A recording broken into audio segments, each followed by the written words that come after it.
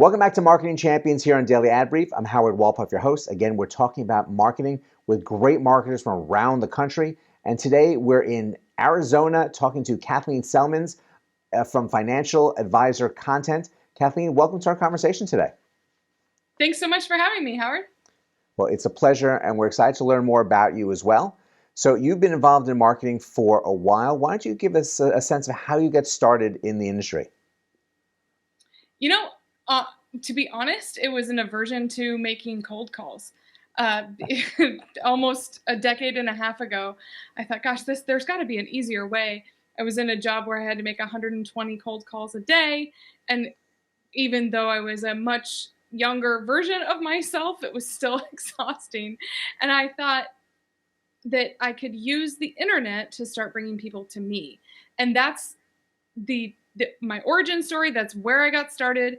And it turns out I was right. There's a lot of ways to get people in your world who aren't so inclined to go tell you to take a hike when you call them, in the middle of their day. You have probably the story that many people have, that whole aversion and bad experiences with cold calling. And that really is what really the spark that led to a lot of this digital marketing that we look at on a daily basis and don't think anything of it. But people really had to come up with the right concepts, the right strategy to create that funnel and get people in so they wouldn't have to start with that call.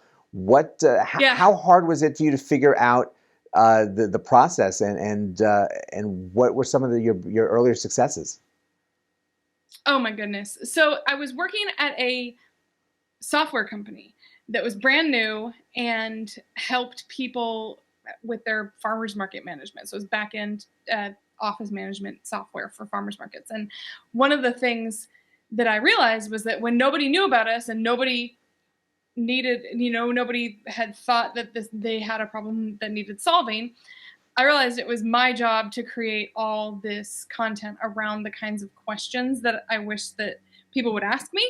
So I had what now has turned into like a really comprehensive content strategy, but it had started with, okay, let's say one of these people does pick up the phone.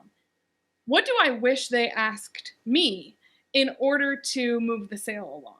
And so when I did that, and again, this is avoidance. So I thought, well, if I do that, I'll do one of those and that'll count for, I think I told myself it would count for 10 calls or something like that.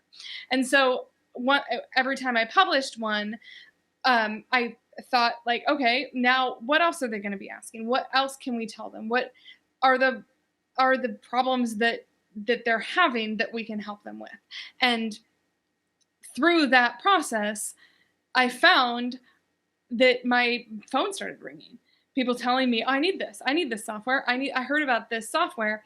And so it sort of a happy accident based on fear of getting hung up on, that the early holy cow, this is working kind of thing, where we didn't even have a marketing department. It was this very, very small startup.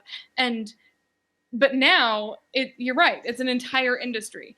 And it's true that we still ask those questions when we help people form their content strategy for themselves, and then also just showing people the power of getting leads and customers from the internet. I think even today, there are some sectors that just don't see it and can't believe it, even when it starts happening. So that's a really fun way to show people what's possible. Well, it really seems that you found your inner strength, your purpose in marketing look, the best people find the right answers, and you found answers not only that helped you get through what you needed to as a salesperson, but actually were bringing greater sales for the company. And it's great that you're now translating this for others right now. Now, let me ask you, how is it that you focused on financial advisors for the group that you wanted to be working with? So financial advisors are an interesting group of people because they have been taught that if they say the wrong thing, that the SEC is going to come after them. And Yes. so they are more afraid of marketing than a lot of other industries. But I know an advisor who gets probably 90% of his clients through Instagram. And when I tell other financial advisors that, their jaws drop to the floor. And so to me, it feels like the right industry to help people, again, see that possibility where they can build content that drives customers to them and showing them the power of some really easy to digest content will bring people out to them. And I feel like advisors, for example, they get caught up on what they should be doing and why should they answer something when Fidelity has it answered better or something like that. And one of the things I always tell them is like, okay, well, let's say that you work near a Fidelity and somebody comes into your office and asks a question. Are you going to take them out of your office and take them over to Fidelity? And once they realize that, of course, they wouldn't do that, they would never take a prospect out of their office and to show them somewhere else, then what they can do is answer the same question in their own way. Because it's not a matter of how many times the question is asked, what's a 401k rollover and do I really need to think about it or something like that. It's about how an individual advisor answers it. And so we help financial advisors with what we were calling a white label content framework, so that they can take at a monthly subscription, they can take some blog posts, some videos, some social media snippets, and make it their own. Now, they could obviously just copy and paste it as is, but it's not going to do as much for them as it would if they sat down with the content and blocked themselves 2 hours a month to give themselves the content advantage.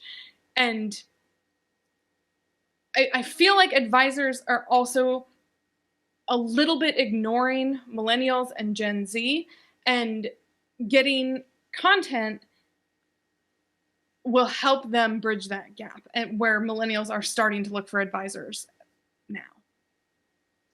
It's a really key point because these are customers. These are customers that are growing in age that may not be the typical customer that these agencies have been, the advisors have been going for. But if you nurture them the right way and really speak their language, because people really want to be marketed the way they want to be marketed to, and you can get a real following and really change the whole outlook of your of your revenues that you're generating because of this. Yes, I agree with that. Well, what you've shared with us is fantastic. You obviously have a gift for communicating and getting these messages out to people to respond. So we really thank you for sharing your story and really being with us today. Thanks so much, Howard. Have a good one. And thank you all for joining us as well. What a pleasure to find marketers who found the right niche and are able to get these prospects and clients that they have to create the right stories and messages in the way that people need to find them and respond to them and get the results. The fact that she didn't want to do, that Kathleen didn't want to do sales calls really led her to a greater path to leads and sales, which is really what the end result is. There's more information on Daily Ad Brief, but go out and have a great rest of today, and we'll see you next time on Marketing Champions. Simplify presents Addressable CTV, combining the power of TV with the targeting and attribution of digital. Simplify's Addressable CTV delivers massive reach with the ability to scale without sacrificing precision.